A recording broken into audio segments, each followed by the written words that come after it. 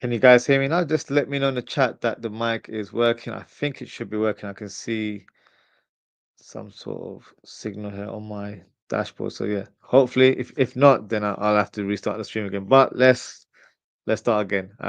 Say no one can hear me, so we'll start from scratch. It's a bit crispy. You're saying. Let me. Is that any better? Do let me know in the chat if that sounds any better. Okay, good. That says you can hear me. Thank you guys. All right, let's start again. So unfortunately, there's a lot of talking points now in regards to the game. So we'll start with the match overview, and then what we'll do after that, we'll do our player ratings, and then after the player ratings, there is a platform for you guys to call in. So if you'd like to call in, I have added a link on the live chat, so feel free to hit that link, and I'll get you on after the player rating. So if you're in the backstage, uh, yeah, just hold fire. I will get you on in due course. So let's talk about the game. Now, before we speak about the game, of course, today was the first Premier League fixture, of course, until the season, but of course for Liverpool. And it was a definitely an emotional evening for us all in terms of it being the game where, of course, it was in dedication to Diogo Jota and, of course, Andre Silva. And I think in terms of the crowd reaction and the reception that the players got on the pitch, it was definitely heartfelt. And even seeing Salah's reaction towards the end of the game, it's one of those things where people grieve in different ways. So just because it happened, quite some time ago, it doesn't mean that it disappears. So um, I quite like the fact that the whole crowd was sort of singing "You'll Never Walk Alone" quite nicely together. I think the Bournemouth fans were very respectable, which is a big plus point in my opinion. So for me, the game started off with a good energy, and yeah, I think his family, to his wife and kids, were in attendance from what I heard. So hopefully, they felt that kind of connection with the fans, and for us, he is forever 20. He's not going to be forgotten. So that's something I definitely wanted to speak, at the start of the show. But in terms of the game, unfortunately, another incident overshadowed the game almost, if I'm being honest with you, and that was the racial abuse that took place um, on Anton Semenyo. Now, when I was doing the watch along, I did notice the fan actually go up to Semenyo and say something, but I wasn't quite sure if it was a normal bit of interaction or if it was something where they were joking. It wasn't clear because it was quite a distance away in terms of what could be said. And when it happened, I was quite confused in terms of what actually happened because the commentators weren't aware of what happened, and the throwing when it took place and that when that moment happened, the referee was made aware probably like 2 3 minutes later, so it wasn't quite in line in terms of like real time what happened, and yeah, and then once the game stopped for a while, I thought to myself, when could that have that occurred, and then it clicked to me thinking, oh, it was the fan in the wheelchair that moved towards the advertisement board and said something to him. And I've seen the replay, I've seen it on social media, which I'm sure everyone else has as well. Um, that's just diabolical behavior. And I think the picture will be like, oh, it's a disabled person, like, the disabled person saying something out loud. But it's one of those things where, unfortunately, anyone can be racist. And the way society is right now, it's quite people are very open with this sort of stuff, which of course, it doesn't bode well with me. But unfortunately, when society is like that, it kind of reflects the football community as well at the same time. I was very surprised that no one around him said anything because it like he pretty much shouted at him. So whatever racial slur he did, it was with real conviction. Like he, had all kinds of hand gestures, all that sort of stuff. I'm surprised no one clipped him in the air because if I was there, I would have done something for sure. So for me, there's always one idiot that ruins it for everyone, and I feel like in this occasion, it's this individual here. I really hope the club takes severe action on this individual because now he's letting the fan base down, and I'm not just saying the fans in terms of the crowd. He's letting all of us down because that's not how we are as a fan base. We're not a fan base that tolerates that kind of behavior. We never have and we never will. So for me, it's pretty obvious who that individual was. He's clearly on video, and not to be rude, but because he's in a special seating area being disabled, it will be very easy to identify who that individual is. So I feel like the club needs to do the right thing. I know it's under police investigation. And of course, they're going to use that PR spin for today. But from tomorrow onwards, they need to ban that fan for life. There's no space for an individual like that. There's no space for racism. There's no space for having that kind of behavior on a football pitch slash football stadium. So I really hope, they do something and make an example out of it. Some fans would probably say, the players maybe should have walked out. If they did, I would have no qualms about that because this is a serious thing. It's all good about doing protests or doing when you're kneeling down before games and all that sort of stuff. But serious action needs to be taken. So, and I don't want it to be where, Liverpool have to suffer in that regards. But unfortunately, sometimes it has to be done.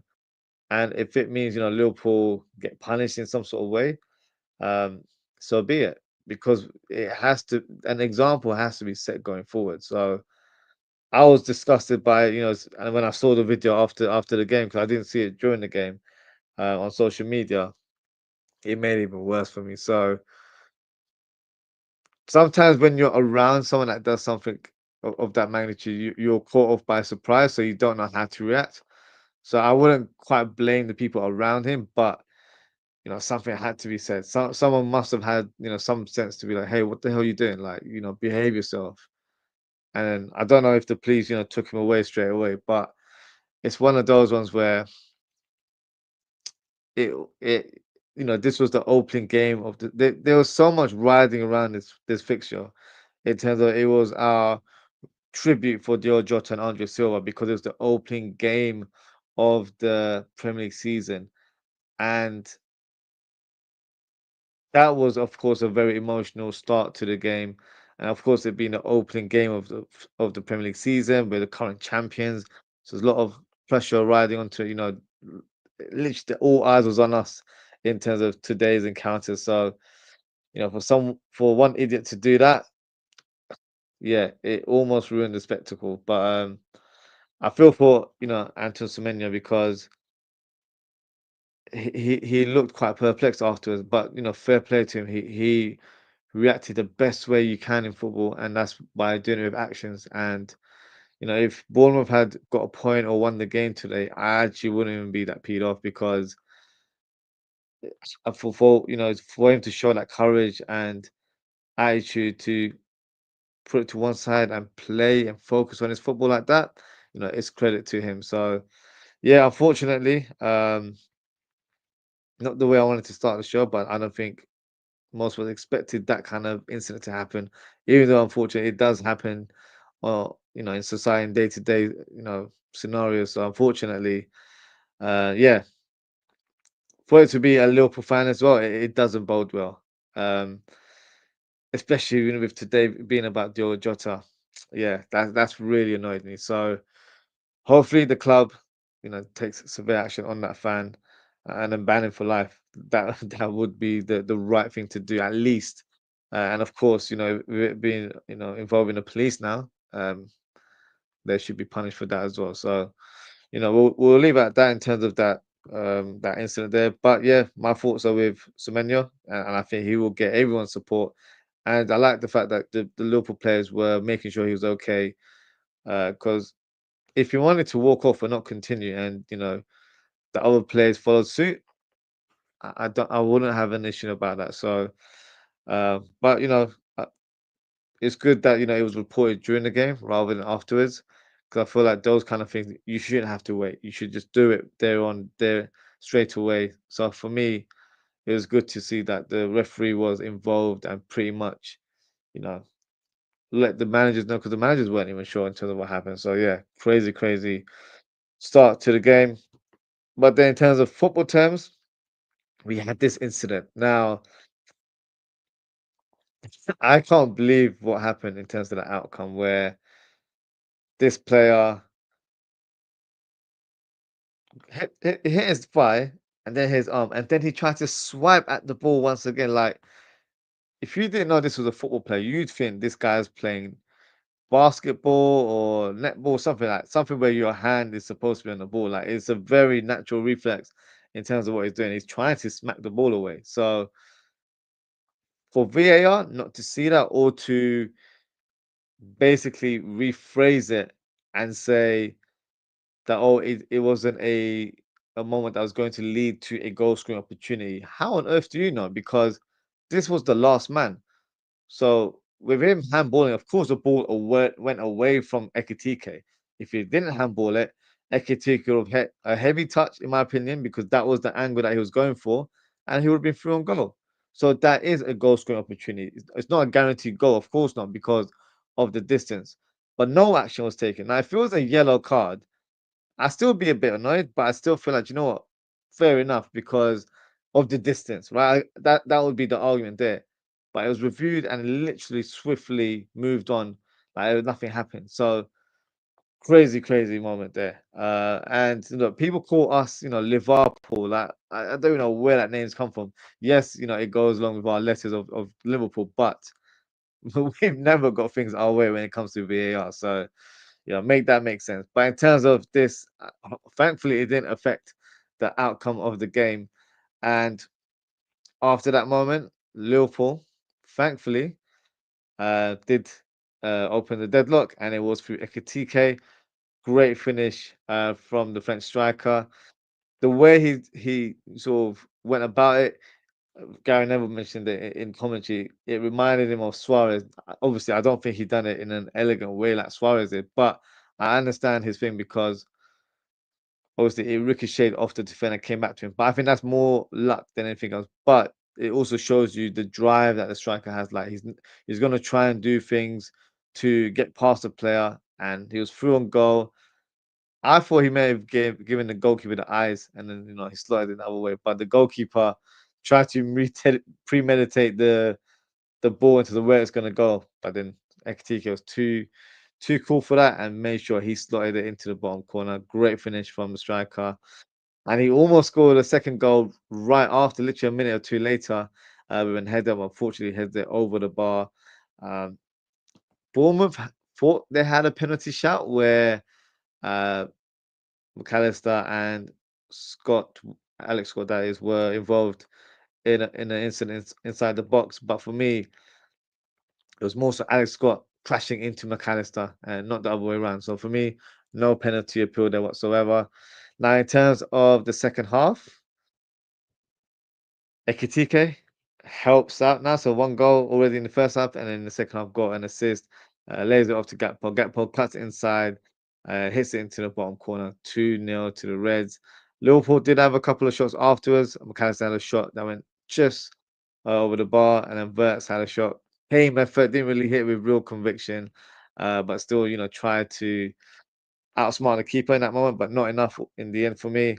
But then Bournemouth, got their bit of luck. They respond. Semenyo scores a tap in. Poor defending from Liverpool once again. Allison almost produced the pass of the season. I know it's only the first day, but Salah was unable to capitalize in that moment. And then Bournemouth got the equaliser through a counter attack. Bit of a strange one in terms of the shape of the team because everyone was in the final third. I think the only two were Van Dijk and Konate, and you see Robertson pedaling back. So that's something that needs to be tweaked because the whole team can't be, that far ahead. You know, Gomez and Kirkers were literally on the edge of the boxes on their sides. That's too advanced in my opinion. So that's something Arsenal will need to look into and tweak. Maybe have an extra body behind, or maybe have one of the fullbacks in a traditional position rather than so advanced into the box. So that was a disappointment, but great finish from Semenyo. Lethal shot into the corner. Um, but then, we had Federico Chiesa coming off the bench and scoring a fantastic volley. Honestly, that technique was sublime. There's not many strikers, I think, or many players in our squad that could have scored that goal. So a real technical goal there. And I thought that was the match winner, but Mo Salah was like, nope, I'm the guy that scores on the opening day of the season, so let me add one to the tally. He scored it, and fair play to him. He had to chase for that ball, got it off the defender, even though I think that defender pretty much gave up and didn't really want to challenge Salah in that moment. But then Salah was very smart in terms of holding on to the ball. Players were coming through onto the danger zone, but pretty much used him as decoy, cut in and shot with his right foot, which he doesn't do a lot. And in the end, hit the bottom corner, and that was it. That was 4-2 in the end. What a game, what result. Played at a very sort of ferocious speed. It was literally end-to-end stuff. Of course, that will raise a bit of question in terms of Liverpool's style of play now because last season we were known to be, calm and collected under Arne Slot. This year around, he's got his players or he's getting his players right now. So with that, he's able to play his imprint, and his imprint might be close to what Jurgen Klopp used to play. Might be close to playing heavy metal football or close to that kind of attacking sense of play. So regardless, I feel like Liverpool, showed their class, they showed their quality in the end. And look, 3 points is all that matters. Right now, players are still trying to regain match fitness. They're still trying to find their rhythm. So as long as you're gathering the points in the early stages, I feel like that puts you in a great step going into further fixtures. So for me, a great win. I'm really impressed in terms of how the team performed. We'll talk about players individually in terms of how they did, because yeah, there were some moments where I felt he's got a bit of work to do, but we'll speak about that in due course. Just gonna go through some of the comments before we move on to the player ratings. Ozan come out, big up yourself. He says, man of the match, Federico. He's here to win. One chat answer, and he said, "Shao." Yes, yes, yes. He was. That was a great impact for him to come on, and I really hope he stays now. Um, I've been wanting him to stay for a while because I've liked him before he was even a Liverpool player, and I feel like after one season, it seems a bit too harsh just to get rid of someone because he's not been a flop in my eyes.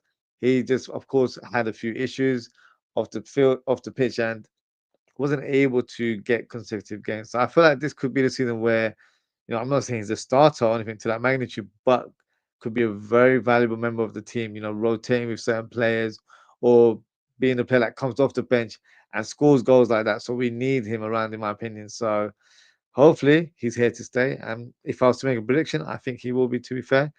Um,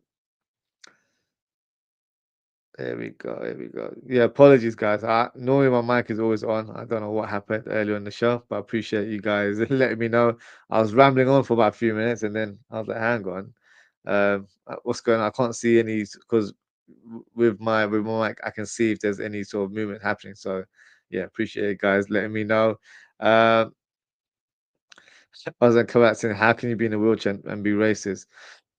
Fortunately, racist defined in terms of your ability. It's upbringing in terms of people you're around. So of course, that's something that it doesn't matter if you're disabled or not. So yeah, but obviously it doesn't look good that it's a disabled person where you're getting treated a certain way in society or within the football facilities. We're accommodating disabled individuals to be close to the field so they can get a clearer view. But it's not you've not been given that seat to give out racial slurs. That's not what we're doing it for. So yeah, absolutely madness what happened today, and disgusting behaviour. If I'm being honest with you, Ozzy Kamara says, I'm glad the club has addressed it and are working Mesa please in the investigation.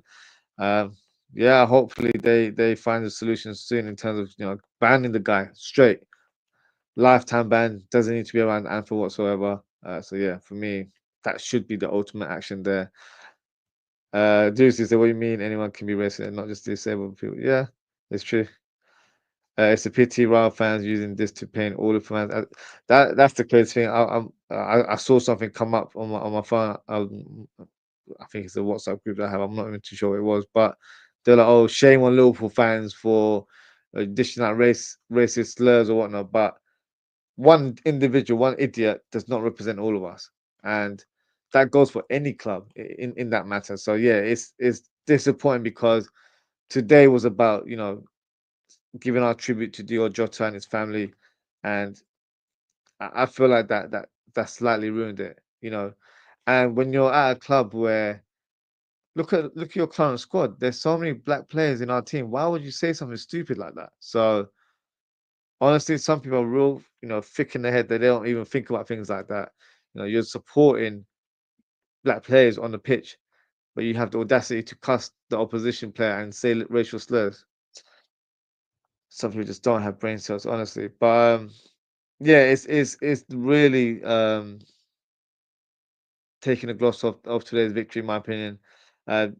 Because not just as look like all of us football fans were excited about today. It's the first day of the season. Like it didn't even have to be Liverpool today. It could have been any game today. But it's like Premier League's back. We're all excited.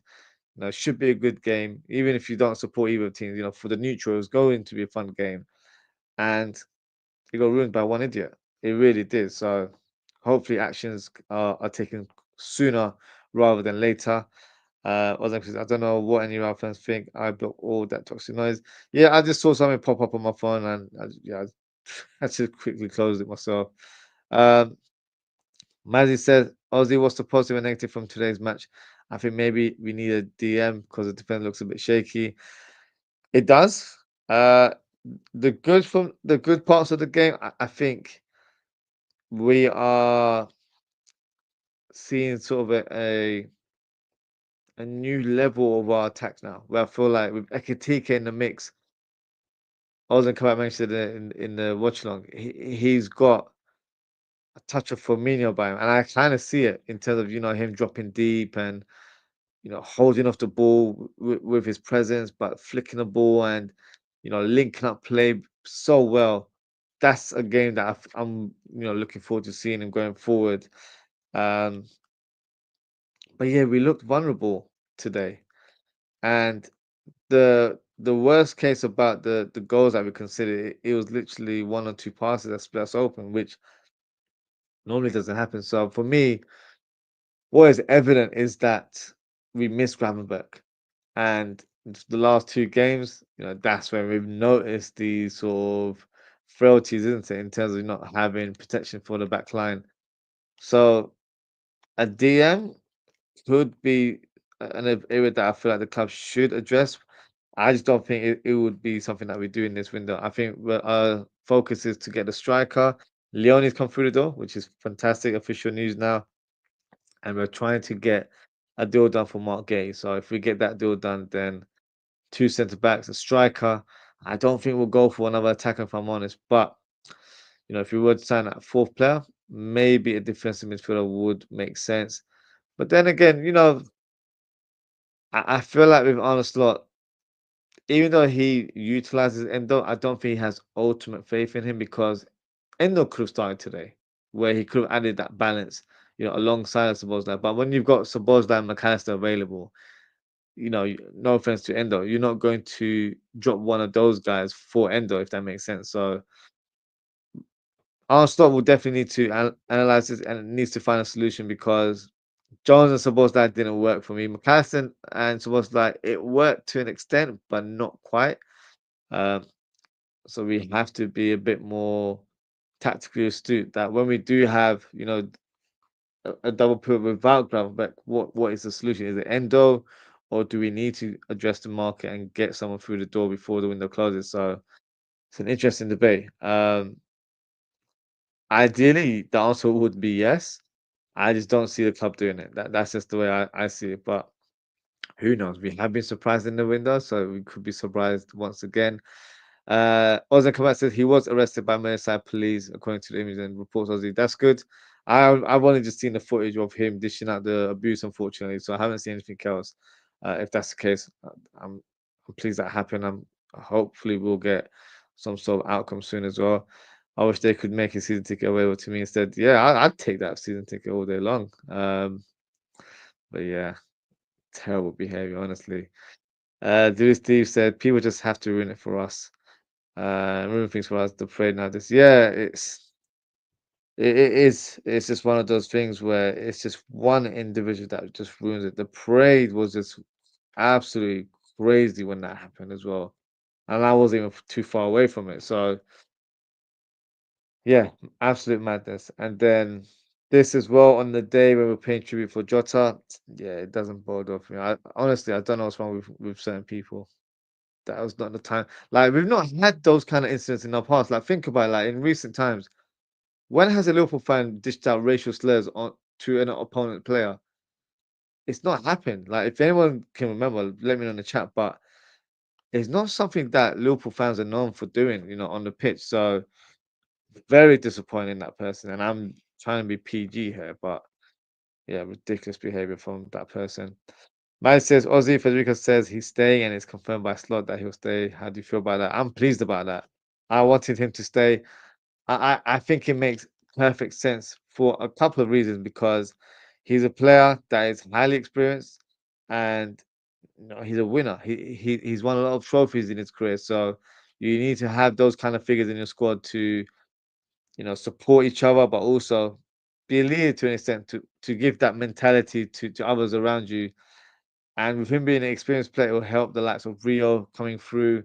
And, he can learn off, Chiesa, and then he can be like a positive person to look towards. So, and but from a footballing point of view, he covers left wing, right wing, can play as a 10. Today, he played as a number 9 and scored that fantastic volley. So, gives us the right options in different positions. So yeah, I'm all for it. I would like for him to be cover for all of those things, and I'm really pleased that he will stay. To be fair, yeah, I'm pleased about that one. To be fair, Steve says Kaiser must stay will be needed, especially that Doak has been sold and Mohamed Salah will be in Afcon. Yep, we'll speak about Doak later on the show. Um, Ozwrld said, "Bro, if you watch the slow motion, his fingers changes the spin of the ball. Yeah, oh yeah, we spoke about this during the watch along. Um, he definitely flicked the ball like 100%. So even for someone to say, oh, he didn't actually touch the ball when he was trying to reach for it, he did. He didn't get a lot of contact on it, but he did touch the ball. So yeah, definitely agree with that. That says, Ozzy, do we know why Mo was crying? It was just the whole occasion, in terms of the fans singing about the Jota throughout the game, him scoring the goal and then doing the Baby Shark dedication for him as well.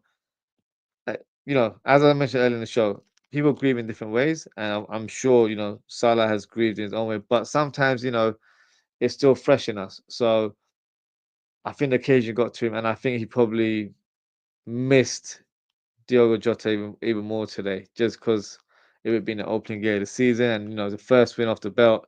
Um, yeah, it probably hit home for him. So yeah, I understand it because it's obviously we speak about these guys because they are players, right? But these guys were friends. They would go and see each other's families and all that sort of stuff. It's more than what we see on the screen. So yeah, I understand sort of how he felt today. Maddie says Ozzy Hugo looks the real deal, a baller. But if we sign Isak, who plays number 9 for me? You have to keep Hugo in the team. It's a great question. It's going to be an interesting debate because the quote that Arne gave in an interview recently was that Ekitike is predominantly a number 9. We all know that, but he can play on the left side, but he can also play alongside a striker. So I think that's going to give us variation in terms of how we play going forward because we're not going to be predictable this season. That's what I'm encountering. That's what I feel is going to happen. We're not going to be doing a 4-2-3-1 all the time. It's going to be where we might have 2 strikers up top, or we might have 3. We might even do a 4-2-4. We might just go crazy sometimes. So it's going to be a season where it's all about the fun element of the game, where we're going to go end to end, play champagne football, and excite and entertain the fans. That's what I get. That's the kind of feeling I get from Onslaught and how the teams are being presented in recent weeks. So yeah, let's see. But it's a good headache to have. I'd rather have quality players than think about, oh my gosh, like who else is gonna replace Ekatike if we don't, the levels haven't dropped in that kind of magnitude. So for me, yeah, it's a good headache for the coach. Arne Kabak says Mohamed Salah has now scored more non-penalty goals in the Prem than a certain Thierry Henry. Yeah, beating records left, right, and centre, isn't he? Um, Rajit, bring up, he says we got 3 points. So I'm happy, but we need to improve defensively. Do you think Gay can take our defense to rock solid level? I think he could. We'll do player ratings very shortly. I was very surprised with Konate's performance today. One of his worst performances I've seen. So yeah, we'll speak about that in due course. But I do feel like Gay would be a great addition. He will add that experience that we need in the back line. I think we definitely need him. But Leone, he's an exciting prospect also. Let's see, if he gets involved anytime soon. What's your reaction to Ben Doak going to Bournemouth for 25 million? We'll speak about it later in the show, but I'll just touch on it quickly. The deal is perfect. 25 million. That was the range that I was thinking Liverpool should get is 20 to 30 million. 25 makes a lot of sense, and it feels like it's a bit of a domino effect because he's gone there. One of their players is joining Brentford. Wissa is from Brentford. He's going to Newcastle, and Newcastle have a certain someone that wants to leave as well. So it's a domino effect. That's what's happened. So I'm happy about it because Ben Doak's move seems to have triggered everything. So that's what it feels like. Stewart's big up Stewart's. He says Van Dijk nominated for player of the match. Yep, I've done it in the chat. So let me know who you think is player of the match. If you have a different name, feel free to let me know in the comments. Rajib says, obviously Iketiga was man of the match today, and Ping Pong did okay, but Kirk and Verts need to step up soon. I'll speak about those players very shortly. Uh, Lewis to say my guy Stewart's, and Lewis to speak about EB and Robertson and Van Dijk Stewart's. So we want to get Stuart's opinion today. Let's see what he says. Liverpool needs more players. Okay. Change of tune in terms of what he said a few days ago. He said we can't get any more players, but okay. We also need to balance the structure of the team. We look to attack minded. As midfielders, suppose like Maka and Grab looks better. Works should play left or be benched. All right. Works playing on the left, that will happen on occasions. For him to be benched, outrageous to say it out loud, if I'm being honest with you. A midfielder, Szoboszlai, Maka, and Szoboszlai looks great, looks better. Yes, to an extent, but are you saying you prefer Szoboszlai ahead of Verts? I don't agree with that, and I'm one of Szoboszlai's biggest fans. So, no, I don't agree with that. We miss Gravenberg 100%, so it will have to be Gravenberg plus one. So, either McAllister or Szoboszlai. For me, Gravenberg is the first name in the double pivot, in my opinion. We look at tap money, we do, but that's because we don't have a defensive minded midfielder in this game and also the previous game. And there's a common figure there. It's it's Gravenberg. He hasn't been playing for the last two games, so we need that assurance from him in his team. Maybe, as Mazzy mentioned earlier on, maybe we need to sign a top DM that could, facilitate that going forward. Um, but yeah, what we'll do now, actually, before we do, of course, I just wanted to share some pictures. So the celebration from Salah, doing the baby shark celebration, that was quite good to see. And look, I mentioned this on the match preview. 9 consecutive seasons, Salah's been scoring in the opening day of the season. So he's the first player in Premier League history to score in 10 opening day goals. Mohamed Salah just loves to, keep on breaking records, and yeah, I'm all for it. And of course, this is a picture where he was very emotional at the end, and understandably, because it was a very emotionally charged evening today. Um, and Federico Chiesa made a comment after saying, as we say in Italian, better late than ever. That's in regards to him scoring a goal, or his first Premier League goal. So yeah, it's good. He's able to break that duck, I guess. And I'm looking forward to seeing him contribute to the team going forward. So what we'll do now, we'll do our player ratings, and I'll speak a bit more detail in terms of individual performances. Okay, so let's start with Allison. Now, in terms of Allison's performance, I think he performed quite solid. I don't think he made any errors. I love that ball that he gave to Mohamed Salah. That was inch perfect the way he did that. Salah, unfortunately, not able to, control the ball as effectively as he wanted. Because then once he did, he was away from goal a little bit and couldn't really angle his shot. But generally, good all-round play from Allison. Didn't really make any mistakes in terms of the goals that were scored. I don't think he was at fault or could have done any better. So with that said, I'm going to give him a 7 out of 10. Um, Frimpong for me had a decent afternoon.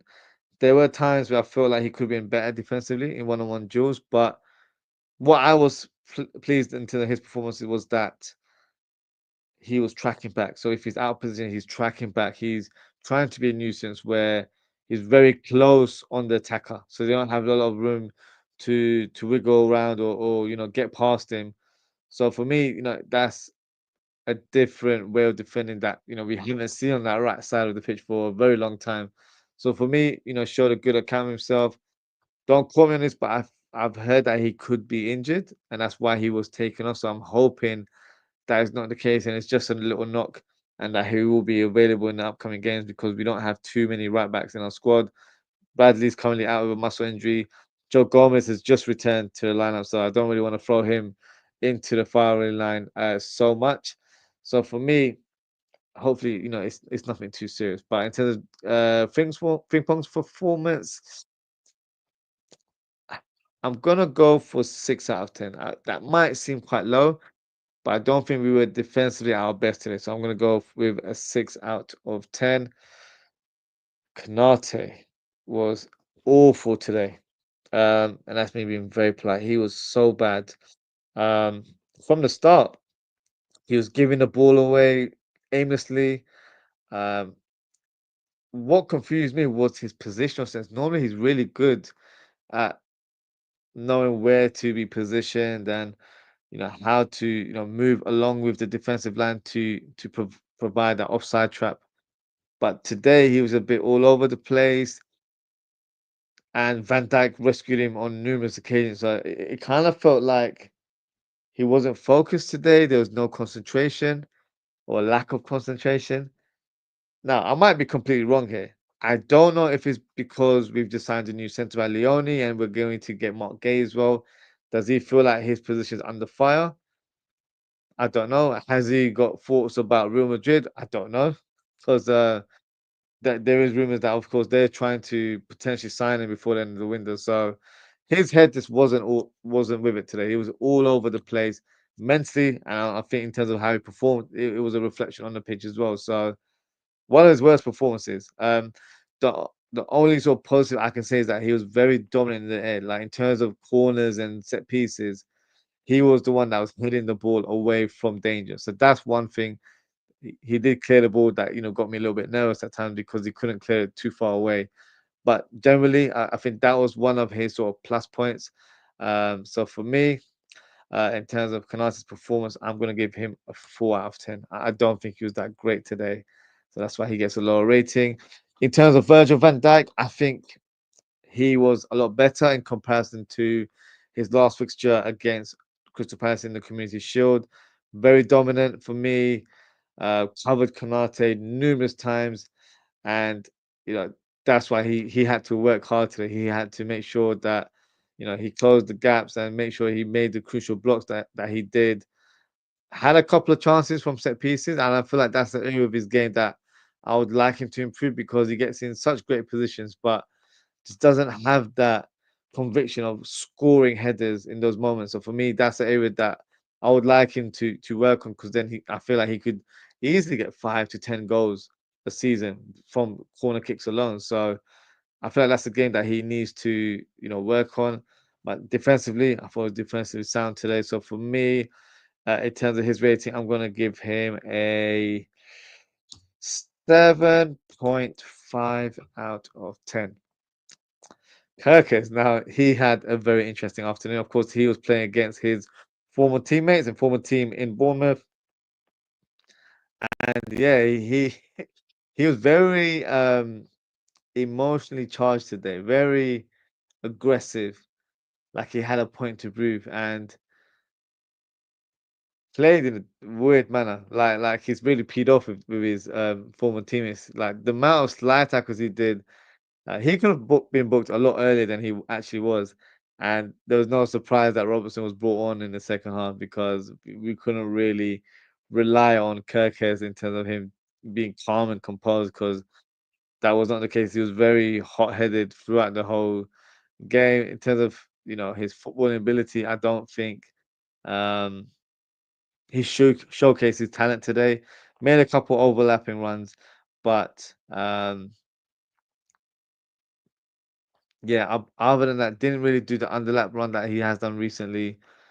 So for me, he had a very average game, but got taken off because he just wasn't quite there yet, unfortunately. So for me, I'll give Kirkes.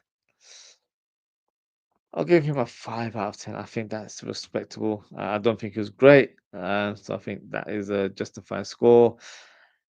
Szoboszlai started the game very positively, but like the game against Crystal Palace, he lost the ball quite a few times. Not as much as the previous game, but there were parts of games where I feel like he could have done a bit better. Finding the ball could have been better at times.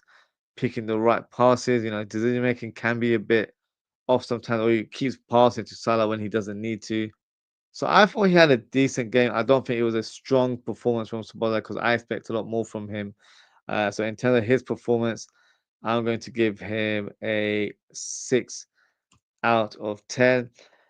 McAllister, for me, it was quite evident that he's not quite fully fit. He just doesn't seem to be up to speed with everyone else in the team. Uh, Looked a bit leggy at times.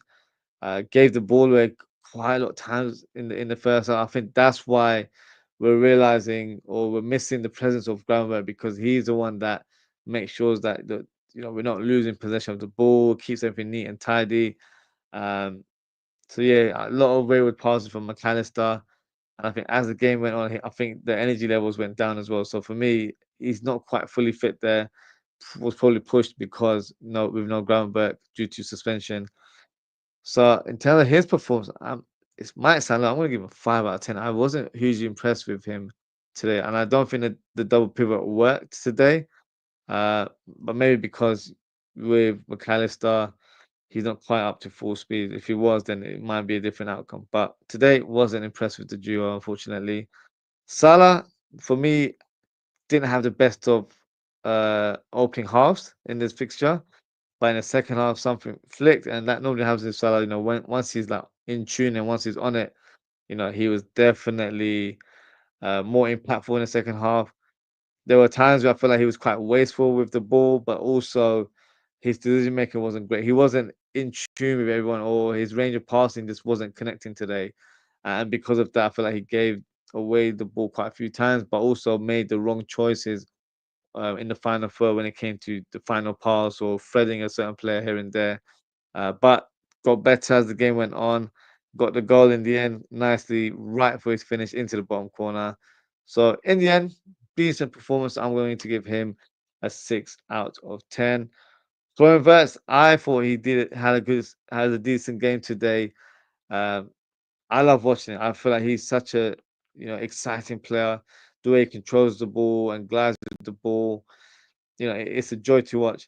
One thing I do feel like he needs to improve, and I noticed in the Palace game as well. There's times where he holds on to the ball a little bit too long and ends up getting clattered from behind or from the side, and he's expecting a foul. But in the Premier League, you're not going to get fouls for those kind of challenges. So he needs to get accustomed to physicality, which of course will happen. It's his first game of the season, so once he gets used to that, I think he'll be able to see the real Florian Wirtz. But from what I've seen, we've seen glimpses that he's an unbelievable player, and I can see why we spent so much money. I've watched him over the years anyway, but he's a very exciting player for us in the team. So I thought he had a good game. I was surprised that he was taken off in the second half uh, because I thought maybe he would have been utilized a little bit more, or maybe played on the left if needed. But no, nonetheless, for me, a good performance from Verts. So I'm going to give him a 7 out of 10. Gakpo for me was a little bit frustrating today. if I'm being brutally honest. Now, last game I was, making sure I was backing him up because I feel like his criticism was not justified and people were just crashing out for the sake of it. Today, I'm not crashing out, so obviously don't get to that kind of thing. That's what I'm gonna do right now. But after watching him today, I feel like he needs to improve his decision making. And one thing that really irritated me about Gakpo was that he finds himself in great position. Fans cuss him where they're like, "Oh, all he does is cut in from the left and shoots from distance and scores a goal." Like that's his game. So that is what he's gonna do, right? So there were a couple of occasions where he got himself in great positions where he's, outpaced the fullback, cut inside, and he's got the whole goal to aim at. And then he, always looks for Salah, always passes the ball to Salah. There was one pass where, he proper put a bit of fizz into it, and Salah was nowhere near the ball. That was a waste of opportunity because he had the whole goal to aim at, could have shot in any part of the goal. Instead, went for the wrong pass, went to Salah where Salah had about two players in front of him. So it would have been harder for Salah to score in comparison to Gakpo where he was on the edge of the box. So for me, decision making needs to improve, and we don't always have to buy it to pass it to Salah. We don't have to always do that. Think of it into the face value. Where is the ball? Am I in a good goal scoring position? Can I see the goal? Can I be impactful? Goal for goal.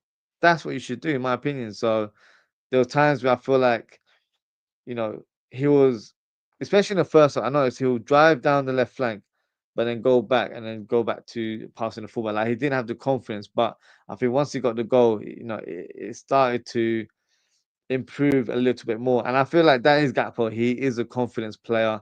And I feel like once he's got that level of self confidence, or if he thrives into that confidence from the crowd, then that's when you get the best out of him. So for me, it needs to be self confidence first before he gets that energy or that kind of that vibe from the crowd, because the crowd won't always be on your side. Even though Liverpool fans are always supporting and vocal for their own players, but self confidence is more important than anything else. But today, took his goal very well. Nice, clean finish in the bottom corner. But I was not impressed with his decision making today. So in terms of his performance, uh, I'm going to go for.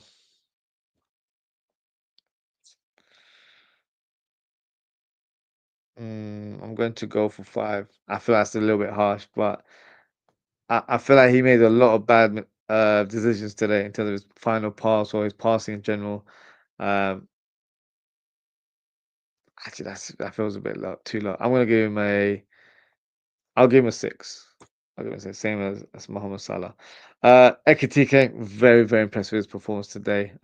Really good. What impressed me the most was whenever the ball was booted to him, like he was very confident. He would like push back to the centre back, or start nudging him around, like do what he had to do to get the ball. First control of the ball, very, very good. Lays the pass very well. Like he knows what to do. He knows how to link up play. He knows how to hold on to the ball. The goal that he scored, that came from his own hard work, where he got ricocheted onto him and he went through on goal and then placed into the bottom corner. So for me, very impressive in terms of performance, and yeah, long may it continue. First Premier League goal in his first appearance, got man of the match after the game as well. So for me, very, very positive performance from the French striker. So he gets a 9 out of 10. And for me, he's my man of the match as well. So I'm going to give him the award before we bring on the subs. Here we go. So this is my man of the match. So drop a comment and let me know who your man of the match is. I've done a poll as well, so I'll have a look at the results after I've reviewed the substitutes. Of course, there were 5 substitutes used today. So yeah, let's have a look. So let's have a look. All right, let's try and get my head around it. So Endo came on for Frimpong.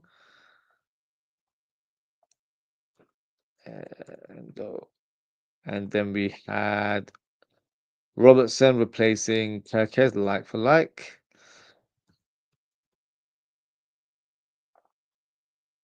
And then we have Gomez for Ekitike. Of course, Gomez is not playing up top, so I will change him very, very shortly. And then we had, who do we else? Jones for McAllister. So like for like substitution there. And the final sub, Chiesa for Verts. Good substitution. At the time, I was thinking, I'm not sure about that one, but I was actually just happy to see Chiesa on the pitch because for me, I don't feel like he gets enough game time. So I was pleased in the end that he got his performance, but um, I wasn't sure if it was for the right reasons. But let's put you over here. And let's put you over here. And let's put you over here. Okay. Oh, where's Jones? Let me put Jones. There you go, Jones. Okay, so let's start with who should we start with? Let's start with Endo. So Endo came on, started at right back, which definitely raised an eyebrow because I wasn't expecting him to, slot into that kind of position. Uh, Unfortunately, because when he came a few minutes later, they scored, but that was not because of his fault. It was just because the team was transitioning to a new shape, and yeah, we just got caught off guard, I guess. But generally, I thought he was quite solid. He made a lot of blocks. There were times where he had to hold on to the ball and did it really well. So ball retention skills were good today. So yeah, very solid cameo from Endo as always. Got more than 10, 15 minutes, which is good to see. So for me, he gets a 6 out of 10. And for Robertson, I thought he was solid when he came on. But then again, there from a forward point of view, I feel like he was solid. But the second goal, maybe I felt like he was a bit too far ahead and caught off position. That led to, Semenyo going through on goal because that would have been his man, or with Semenyo playing on the right wing. But overall, I thought he was okay today. So for me, I will give him a 5 out of 10. I don't think he was better than Endo. I think Endo contributed a bit more, so he gets a 5 for me. Gomez didn't really have much game time, I would say. So unfortunately, I've just removed him. So for me, with Gomez, I think I'll just give him a 5 out of 10 because I don't feel like he got heavily involved in the game. But what I can say is I'm glad that he's back and he's available for team selection. Now he just needs to make sure he stays fit. But yeah, that is my rating for Joe Gomez. Jones, quiet cameo. I didn't feel like he got involved as much. I'm hoping he doesn't listen to what happens on social media because a lot of fans are crashing out on him. For me, not for the right reasons, and I don't feel like it's fair. But of course, everyone is entitled to their opinion. So for me, 5 out of 10, only because he didn't get a lot of game time. Today didn't have any impact on the game. But one fella that did have an impact is Chiesa. And I thought it was going to be the winning goal. Technically, he helped us win the game because it was the third goal. But I thought that was the goal that's going to close the game. What a finish it was! The ball wasn't even in front of him. Like the ball was on this side, and he had to like lean back and then just fizz it down to the ground. What a finish. Right in the corner. No chance for that goalkeeper whatsoever. Um, yeah, lovely finish. So for me, uh, goal give Chiesa a 9 out of 10. For me, fantastic.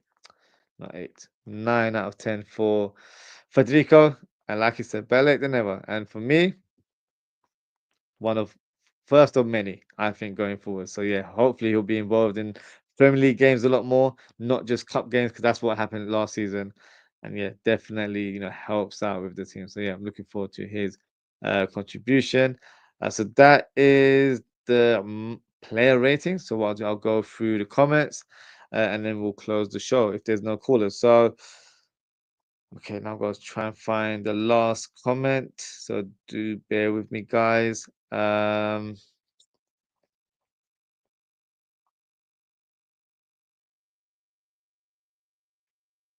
Who was the last? I think it might have been Stuart. So this was, I think this was the last comment. So Stuart says, Van Dijk was not spectacular today. Robbo played bad, but Kirkers was worse. As for Konate, I'm just one to keep quiet. Bendo will cook in the Bournemouth team.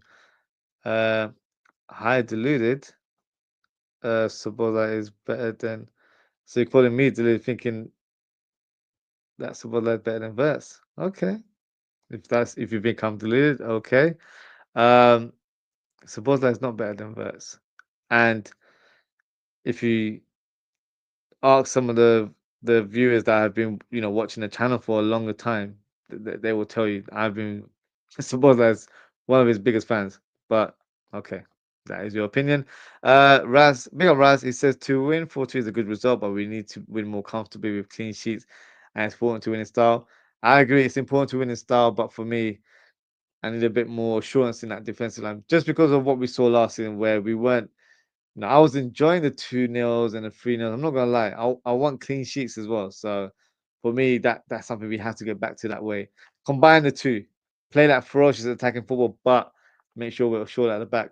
But that might also mean we need a middle ground, which ends up being a top quality DM. So maybe that is a position we need to address earlier than planned. Maybe we try and do it this window rather than wait until next year. But we'll see what the club does. Other question was that was better than Verts. What? I don't think so. Was that was better than Verts today. No, I disagree with that. Kieran, big up Kieran says hello there. I'm back off holiday, so I can be back in the streams now. Very happy with the win, but concerned about your our defensive frailties. Big up Kieran. Good to have you back on the stream, and yeah, hope you had a good holiday. So yeah, welcome back. Hope you're well. Stuart says Wirtz makes us look light in midfield, and his presence is making Szoboszlai not be his best. The team doesn't look balanced. Arrival of Isak won't help because Slot wants to start all the new boys at once. That doesn't make sense to me. So Isak's arrival won't help, but you said yesterday you want Isak to come, or it won't be a party if Isak doesn't join. So I'm a little bit confused there. Let me know what you're referring to because that doesn't align with me, unfortunately. Kieran says Ekitike, Gakpo, and Szoboszlai were our best players, in my opinion. Don't know what Konate was doing tonight, though. Is his head in Madrid? I don't know where it's. I was thinking that maybe it's in Madrid. Maybe he's getting nervous because he's got a 6'4", 18-year-old coming through. That's just joined today, and then you've got Mark Gay possibly joining as well. Is he feeling the pressure? God knows. Honestly, he just didn't seem focused today, and that's not unlike. That's very unlike Kanate. So yeah, crazy. Other question: What? So you're saying we bought Verts for nothing? Nah, bro. He has quality. Rasa today was just the beginning of the season. At least we won the match. Anyways, Liverpool hopefully will improve and win the Premier League. Exactly. It's the first game of the season. I feel like look, we've got an entertaining game out of it. So for me, that's important as well. But at the same time, yeah, of course we can still be, critical of, the performances, but I'm not concerned. It's the first game, and let's see how the other teams perform. Arsenal play United, so that's going to be an interesting battle. Let's see how Man City do. Um, so yeah, for me, opening game of the season, it's all good. Good. I'm seeing a lot of positives in the team than negatives anyway. So yeah, I'm liking how the team is evolving right now. Stuart says Ozan Szoboszlai was far better than Verts and will be a better fit playing number 10 for us. The best place for Verts for now is left wing, but if we sign Isak, uh, you mean Ekitike that it goes there. Szoboszlai mustn't be sacrificed.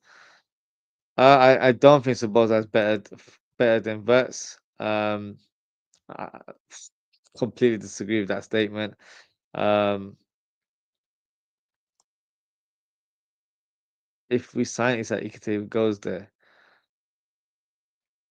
Look, when we have this squad, are you telling me you don't want quality on the bench? Because we need strength in depth. So not everyone's going to start every game. This is how it goes. So there are going to be certain players that will be on the bench. So Bosley may have to be on the bench on occasions. McAllister will have to be on the bench on occasions. Verts may need to be. The team will rotate throughout the whole season based on form, based on opposition. So I don't want us to be all fixated about the starting 11 all the time because it's not going to be the same 11 all the time. Um, what I feel like we should do is actually appreciate the players we have. We have Szoboszlai, we have Verts. Both players, unlike what some fans have told me in the past, can't play together. They can play together. It's just that you were finding the right dynamics. Like if Gravenberg was in this team alongside Szoboszlai, I think our double pivot would be a lot more balanced. So that's why I feel like a DM wouldn't be a bad shout for this window because then you have great cover for Gravenberg, and then when Gravenberg's not around, you've got someone that can play alongside a Szoboszlai or a McAllister. So, I feel like just because we've got current players, you sound like you're degrading some, or you're saying some aren't better than certain players. We're a squad. It's not just about the first 11. So always keep that in mind. Because I want a complete squad. I've been saying this for weeks. A complete squad is what I want from these transfers, not a great 11. I want a complete squad so we can go all in terms of all the competitions. We can rotate and not feel the drop off. In past Liverpool squads, the drop off has been insane. Like it's been a big drop off. From Torres to Ngog, like that's a drop off. I don't want that at my team right now. We're at a level where we're prestige. We're, one of the elite teams in world football. So the drop off, you think Sabozda is better than Verts. Some will disagree, some will agree, but they are, good players. Verts for me is the best number 10 in world football. So that's how I label it. So if I'm labeling him as that, then that's what I label him in that way. But Sabozda, I'm one of his biggest fans. So I'm not sure what you're getting at completely, but it is what it is. Ozan Kamara says, fully disagree. Bro, that's my opinion. Worst is one of the best number 10. I agree with that. I, and that was before he was a Liverpool player. And I've said this before on my previous shows. I didn't think Verts was a realistic target. I thought Verts was a complete pipeline dream that would never happen for us. And look, we've got it, and you don't seem to be happy about having a world class talent in our team. But I don't know. Maybe he needs to, play a few more games so you can warm up to him. Maybe you've not seen enough of him in the past. I have. I'm sure other fans in the chat have as well. He's an elite player at 22 years of age. He's still got room to grow. He's not the finished article. He's got a lot of room to grow. So, um, yeah, just stay patient. If you're not fully on board with Verts, you will be. I guarantee it.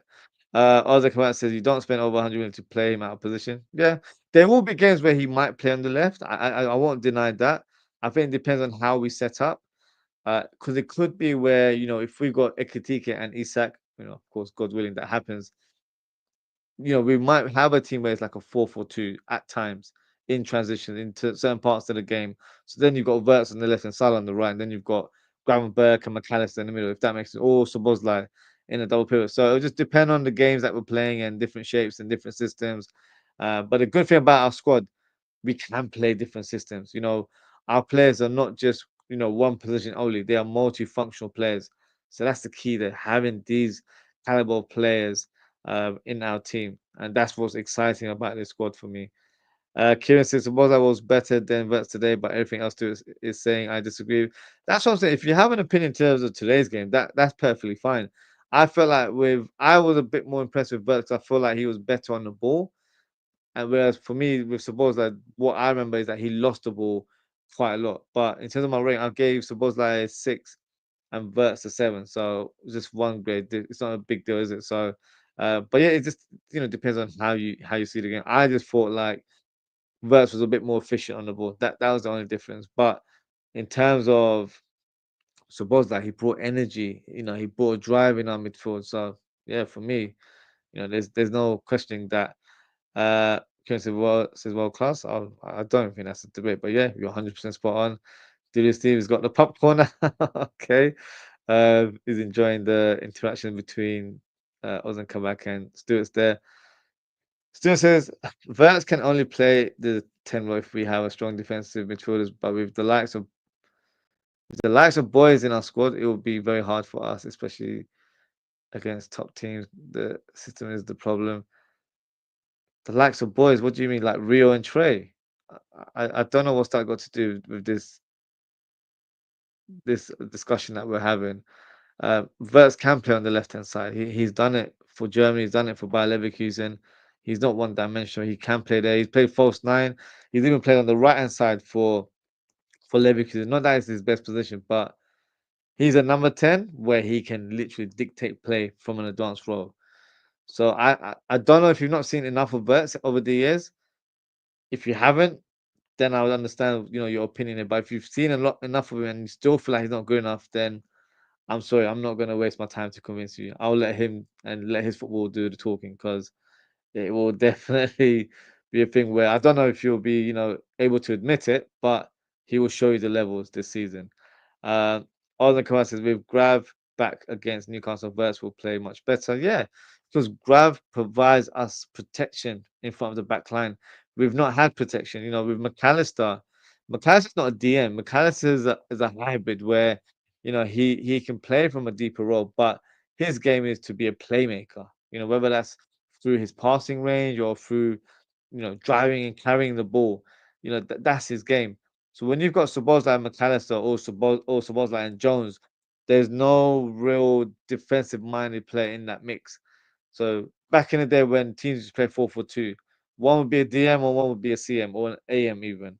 And that's where you get the balance. So one would drop deep and one will go forward and vice versa. That's how it used to work. But now, obviously, the game's evolved a little bit. But with our double pivot, we need that balance. We don't have that balance, especially in the last two games today and against Palace. We haven't got that balance right now. Once back returns, then you'll see the balance, in my opinion. So let's see. It's only been a couple games. I feel like we're being a bit more very reactionary and thinking, because there's been two games where players haven't lived up to the bill, they haven't performed to their capability, we're already saying they're dead or they're not good enough. Like it's too soon, guys. Honestly. Uh, all the says can't give up on your record sign after one prem game. I agree. um, okay, there's a lot of comments. I will try and whiz past them as quickly as possible. Stuart says Wirtz is only world class in the eyes of Liverpool fans. Bloody hell. Okay. Let's allow the guy prove himself in the league first. Can we compare him with Palmer at his current form? Certainly not. So why the hype? I don't know if you're trolling or not. I'm a little bit confused now. No, I completely disagree with that. Cole Palmer was the guy that didn't score virtually any goals in the second half of the season. He scored against us, and that broke his duck in the end. But are you telling me Verts is not world class? That's a wild take. Um, I don't know what to make. I'm a little bit gobsmacked by that one. Do you think Messi's world class? Do you think Cristiano Ronaldo's world class? Like, let me know in the chat because if you don't see them as world class, then I kind of see where the comparisons are in terms of who world class or who do you classify as world class? Let me know in the chat because I'm very confused by that. Delirious said this is why I rate Stewart's. Okay, if that's your guy, that's your guy. Everyone in the fan base can't think the exact same way. That's true, and look, I do respect it, but. Verts was world class before he came to Liverpool. It's a fact. Ask any football fan that are not Liverpool fans. Ask any football fan. He's been a world class talent for a long time. So I don't know. 7 is too generous for Verts. That's just my rating. But yeah, let me know what your rating is. All I can say, bro, can't even spell his name correctly. Um, Kieran said, now Verts was quite poor today, Ozzie. Loved his first half performance versus AC Milan Palace, but today he wasn't. Fair enough. I thought he was decent. I don't think he was bad to that kind of level. Maybe I'm more focused on what he did in the first half today because I feel like, he was moving the ball around a lot more. But of course, he was substituted within 10, 15 minutes of the second half. So he couldn't, play the whole half in that way. But from what I saw in the first half, I thought he was producing some good passes. He was moving the ball around quite well. In comparison to Szoboszlai, I thought that Szoboszlai was wasteful today, but that's just my opinion. Uh, Kieran said that's because he probably never heard of him before we signed him. It, I need that to be admitted because if that's the case, then I'm not going to say anything more. But if it feels like the guy's never been world class, then I don't even know what to say. Uh, all right, Kieran. Stuart said we aren't giving up on Verts, but asking the coach to play in a position where the team's better off because Bruno's system running isn't working. It's one game. It's one game, Stuart. It's one game. You're basing off this whole guy's career as a Liverpool player based on one game. Come on now. um, other comment literally just said what I just said. And then Lucy like Ozwrld not read it. Do you know what? If I saw that comment before, I don't think I would have wasted my time reading all of this. If I'm being honest with you, because yeah, it's a bit wild. Um, Still, it said if one game is not enough to pass general verts, why we play XC after one game? If one game is enough to have high hopes on a player, then it's enough to get us worried when the case is opposite. Um, I don't know about you, but I've watched these players before they were Liverpool players, so I know what capabilities they have. So with Ekitike, I'm not getting gassed over today's performance alone. He performed well in the last game and he's performed decent in the preseason as well. I'm getting excited because whatever I saw in a Frankfurt shirt is what I'm seeing in a Liverpool shirt. So that's getting me excited, if that makes sense, because I feel like he's replicating his form that he left off last season into his new team. In terms of Verts, if you've got that thinking where, if you can praise one person and then shit on the other one, then that's you. Um, that's your opinion in terms of how you see the game. Um, I don't dismiss players after one performance. That's not my thing. I give them the benefit of doubt. Like, of course, during the season, I will do match reactions per game. So my opinions will be based on the game alone, rather than saying this guy is dead or this guy. Like, that's not how I do content. That's not how I think you should do it as a fan in terms of having your opinions based on certain players because you're going to be a yo-yo. One minute, like he's shit, he scores a hat trick. Oh, he's my favorite guy, and it's going to be back and forth in that way. So you've got to be a bit more of a level-headed fan and not go too hot and cold with opinions about certain players. But you're entitled to your opinion. Stuart says saying Ekitike will shine this season after one game and ignoring Verts. What was the same amount of game with more minutes? It's hypocrisy. So I'm being a hypocrite because I've seen Ekitike play. But you think I'm going based off today's performance that Ekitike is amazing. You've watched my shows. I've noticed your name for quite a few weeks now. So you've watched my shows. So you should have like heard me say in terms of like when I speak about Ekitike, I'm speaking about the past in the Frankfurt shirt in terms of how he performed. Like I was watching him when he was banging the goals with Marmoush, when Marmoush wasn't even a Man City player. So I've watched him last season. I knew him from PSG days.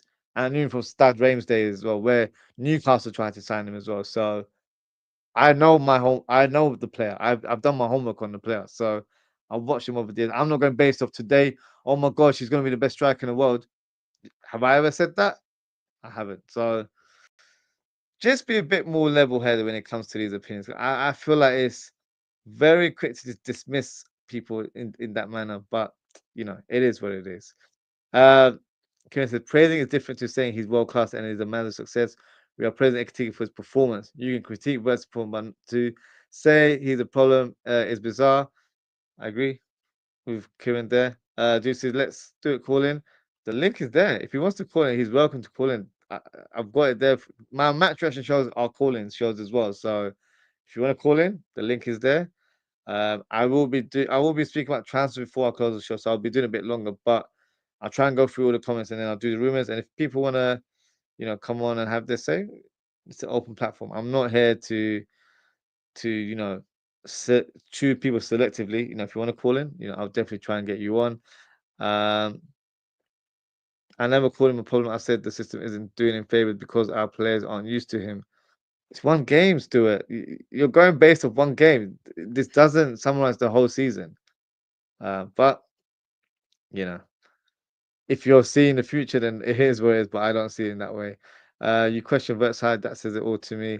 If Isak comes, one of Ekitike or Vert's will be benched, but Stock will want three of them to play alongside Salah. Adding that to our forward, minor fullback looks like a disaster when we might big team. But then Isak hasn't come through the door, so you'll have to wait and see in terms of how we set up. It could be where we're very attack minded, but that might be to our advantage as well at the same time. Unless you want us to be a low block team, let me know. I don't like watching low block teams, so that's not how I want the game to play, and that's not what Arne wants either. So I know who I would want to, follow when it comes to football philosophy in terms of I want it to be attacking football. We've grown up, watching all these amazing teams over the years. I want my team to play champagne football week in, week out. So that's just my opinion on that one. Stuart Secure versus overhyped. Yes, he's a very good player, but certainly not a world-class player based on what we have seen in the Liverpool shirt. So you're going based off what he's done in Liverpool shirt, that he's not world-class. So whatever he's done in his career is irrelevant. Okay. So was Messi world-class when he went to PSG? Like, let me know in your opinion on that, because I thought Messi was quite shit at PSG. I don't think it was that great. So let me know, if he's world-class or not. because that's what you're going based off. Like if a player plays for one team and it doesn't do well, he can disregard that world class label, right? Is that what we're doing? Okay, fair enough. This said, not gonna lie, Verts could make more of an impact just through just saying. Oh bloody hell. We don't have believer mode of midfielders. Our midfield looks like players that also play with flair, including grab. I feel Verts does too much. Was too much where little was needed. So you don't see Gravenberg as a defensive minded midfielder. Okay, that's your opinion. That's your opinion. He wasn't the best number 6 in the league and possibly even in Europe last year. Was it Rodri? Who was it? Was it Belieber in your eyes? Let me know. Because I don't know. I honestly don't know.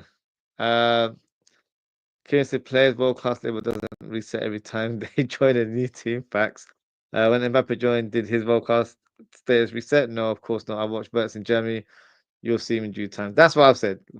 Like, I hope students will come back and change his opinion because with fans, some people don't want to change their opinion.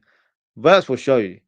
But for you to say he's not world class because he's only played one game for Liverpool and you didn't think he did great, and you've already knocked him down as terrible or not great for the system, or we need to work around him and he's not good enough because people don't know how he plays. It's waffle. That's how I see it. So Ozzy come out and said we signed £100 million player just to bench him makes perfect sense. Yeah, it makes perfect sense. We've got money to blow, haven't we?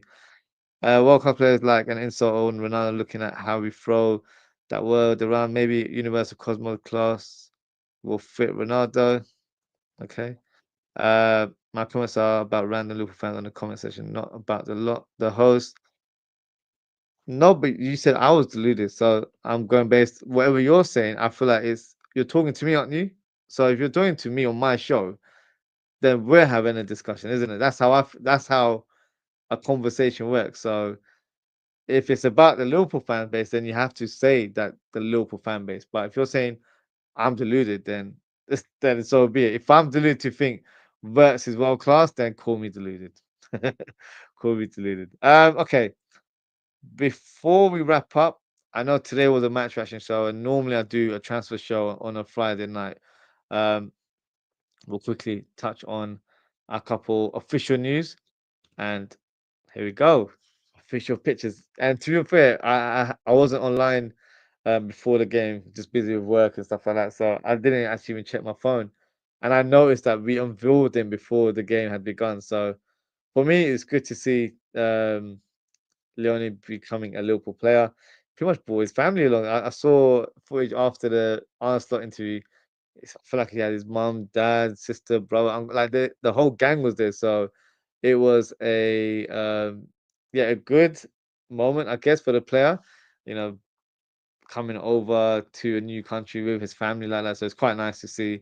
I'm excited to see how he does in the Liverpool shirt. I really am. I think he's a very talented defender. Whether he's ready to play alongside Van Dijk, we have to, be patient. We have to give him the time to see how he plays, see how he evolves. And he's only 18 years old, so we can't rush the player to be the next guy right away. So um, I'm excited. I'm really excited. I hope he's not the final centre back signing. I hope we do sign Mark Gay. But if he is, I think we'll be a little bit short, but it wouldn't be the worst case scenario because then I'll just look at Endo being a centre back option. But as I mentioned yesterday, if we don't get Mark Gay, I would like us to get a defensive midfielder. So on paper, Endo is actually the centre back option. So whether he's fourth or fifth, I'd rather label Endo as a defender and then bring someone in to be a DM to play alongside Gravenberg or be his cover or understudy or however people want to phrase it. That would make the most sense if we can't get Gay and then get Mark Gay on a free transfer next season, if that makes sense. So let's see what happens. I'm not too sure how it will pan out, but from what I've heard, talks are ongoing in regards to Mark Gahey and Liverpool and Crystal Palace. So it's not a all done conclusion. It will be something that continues to evolve, and hopefully we'll get some clarity in the next few days. If we get Mark Gahey, that gives me a lot of confidence going into next season. But then I know we've got 4 and 5 with Gomez back now. Let's not forget Gomez. 5 centre back options that for me will do really well playing alongside each other. So I'm looking forward to seeing Leone playing for Liverpool in due course. And then we've got some official news in terms of Ben Doak. So Ben Doak has um, or is set to move to Bournemouth for £25 million.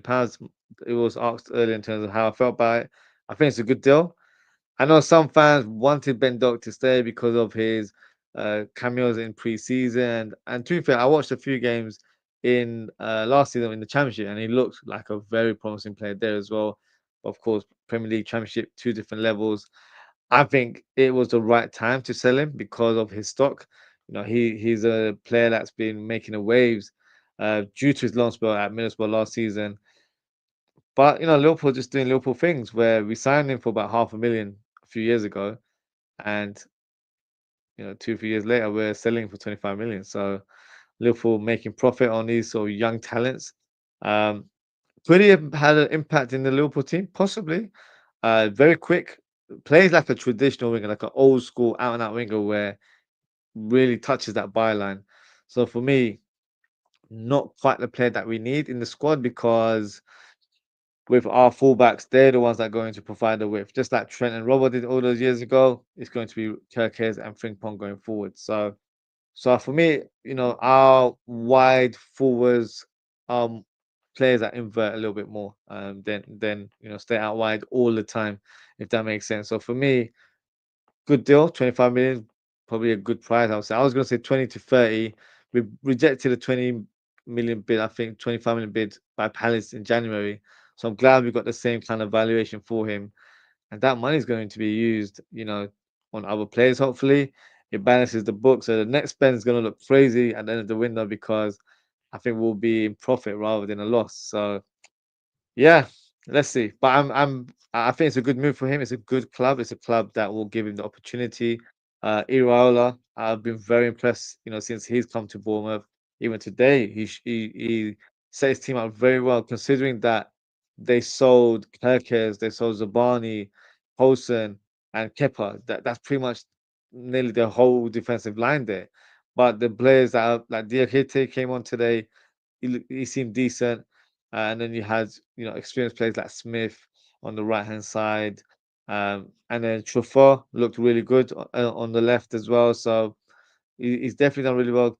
Petrovic made a couple of decent saves on his debut today. So yeah, they've got a good coach there, and I feel like it's a great team for a young player like Bendot to come through. He'll get plenty of game time because Otara is being moved on to Newcastle, so he should have a slot in the team. So yeah, very exciting move for the player, I'm sure. And from a Liverpool's point of view, a good move, good bit of business. I don't know if we've got a sell-on clause or not. If we do, I think that would have been smart. If not, it is what it is. But that is, some official news today. One player coming in and one player going out. So let's see how the weekend unfolds in terms of further transfer developments. And that's the final rumor. Just gonna go through the comments before we close the show. Let's see.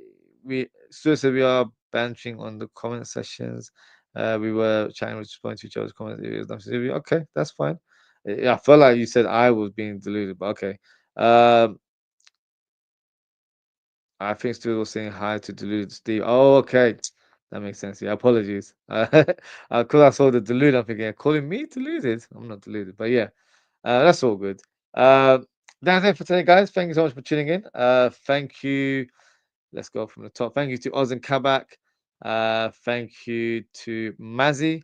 Thank you to deluded Steve. Thank you to Daz. Thank you to who else do we have? Ratchet, big up to yourself. Big up to Stuart. Big up to Kieran. Big up to Raz. And I think that's everyone. Apologies if I've forgotten you. But yes, thank you for your engagement. Appreciate your comments. And look, with our shows, this is an open platform. So for me, there might be times where we might not be on the same page, but that doesn't mean we can't have a football conversation. Does that make sense? So Like with with Stewart's, for example, today, I've disagreed with a lot of the comments that he's made, but it doesn't mean that I will disrespect him, or I don't think his football comments are valid. You know, I'm trying to build a community here, so I'm all for people having different opinions and having discussions. That's what it's about. This is why I do a YouTube channel, so I can talk to football fans all over the world and have these discussions about Liverpool. So yeah, for me, you know, I always like to do things respectively, and I feel like you guys do it the same as well. So in the chat, just make sure you're respectful to each other. And yeah, going forward, hopefully we can, have some good shows going forward and produce some good content as well. So yeah, appreciate everyone's engagement today. If you haven't already, please don't forget to like and subscribe. In terms of upcoming show, nothing scheduled for tomorrow. I could do a show on Sunday. It would just depend in terms of any sort of transfer news or any breaking news in regards to Liverpool signing players to place that official bid for Isak, maybe. So if anything like that happens, then I'll try and do a show on Sunday. Um, Otherwise, back to Monday. So Monday, um, I haven't decided if I'm going to do like a Premier League weekly show. So I'll probably decide in the next day or so. But expect to see more Liverpool content in terms of transfer shows. We'll be doing match previews and match reactions. And the match reactions, all of the match reactions are call ins. So feel free to call in if you want to come on the show and have your say. And yeah, that is it for today, guys. Thank you so much for tuning in. Take care, stay safe, and I hope to see you guys very, very soon. Goodbye.